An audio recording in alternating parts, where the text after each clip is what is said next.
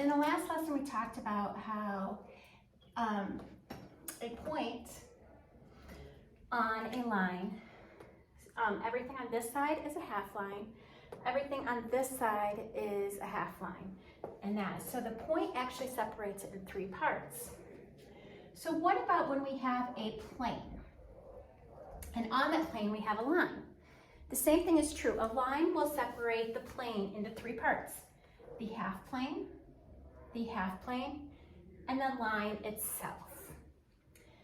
So now let's just take a look at another aspect. So you guys might be somewhat familiar with angles.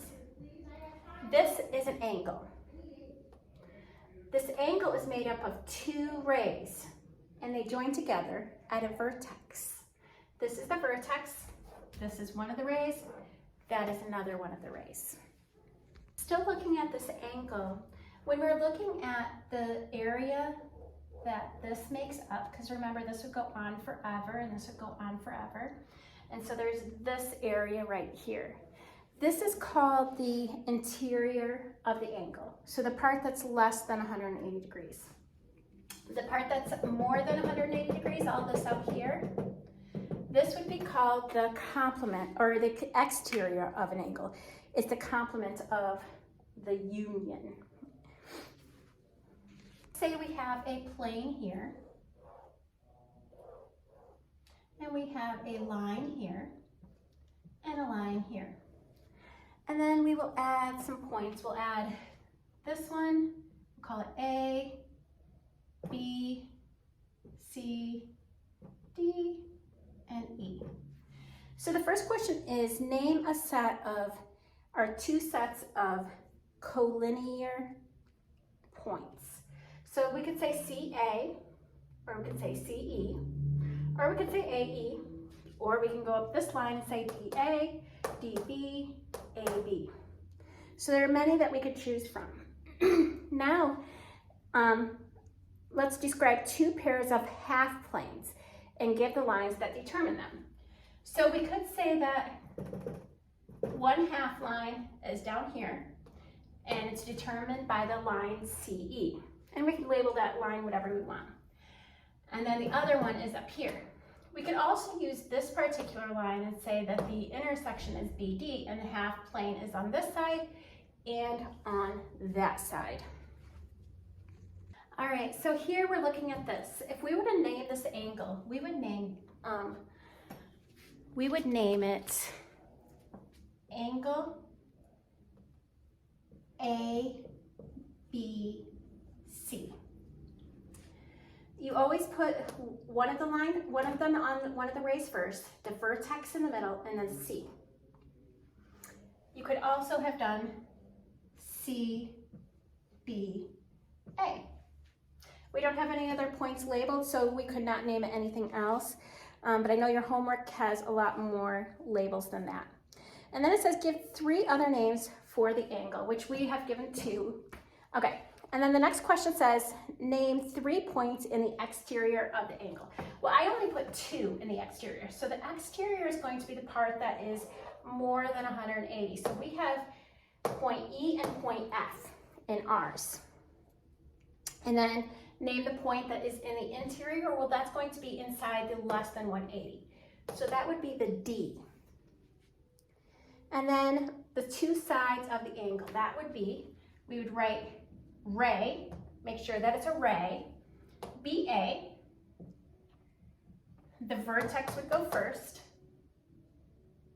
and BC, again, the vertex would go first. So those would be the two rays that make up the half angle. And then what would the vertex be? It would be point B. Okay, so now we're going to do a few of the unions and the intersections. So let's say we have side 1. So side 1 is going to be the half plane on this side. And we're going to have the union of side 2, which would be the half union on this side. So that's going to be everything except for the line. Oops, I'll make that S a little bit bigger. So that's going to be everything except for the line. And then if we had a union line A, oh, add a line B. then that would be the whole plane. So we could say plane, and I labeled this plane B. So that's how you could label that particular one. Now let's say we have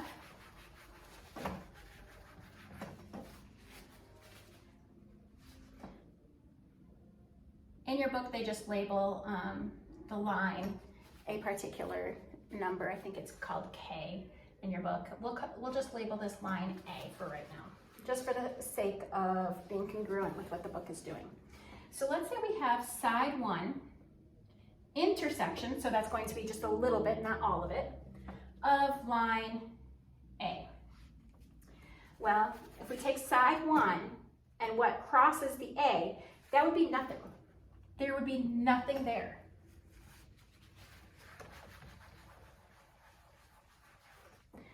All right, so now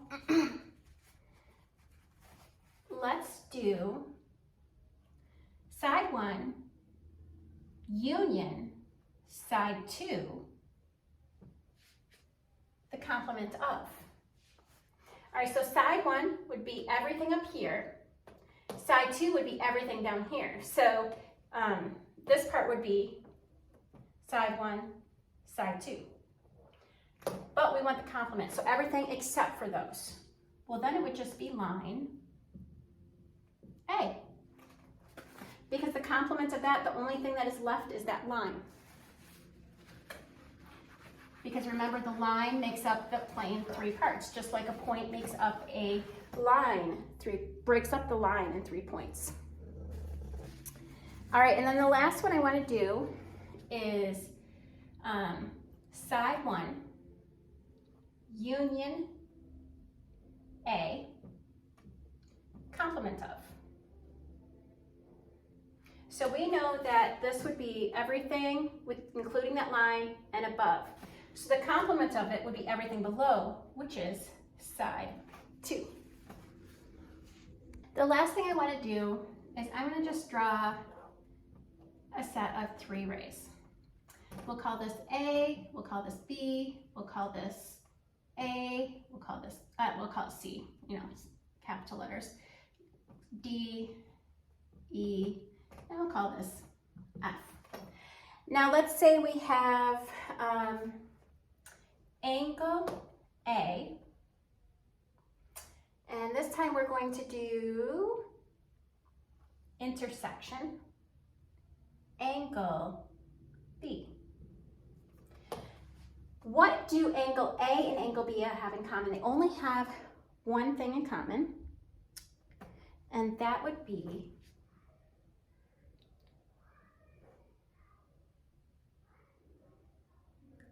ray FD. Oops, I made that so it's a half line.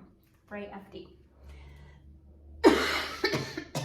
Now, if we were to add another line here and call it C, and this has a G, and we were to say, what is the intersection of, let me grab this, A and C, then we only have point F. And so this would be point F. Oops, that's capital F. In any of our maths, when we use letters, we got to make sure we know whether we're using capitals or lowercases, because the answer is incorrect if it's not the right way. All right, so now, looking back, and I'm going to take away this ray right here. So let's say we wanted the union of angle A and angle B. So we want this whole thing. So it would be angle C, So sorry. F,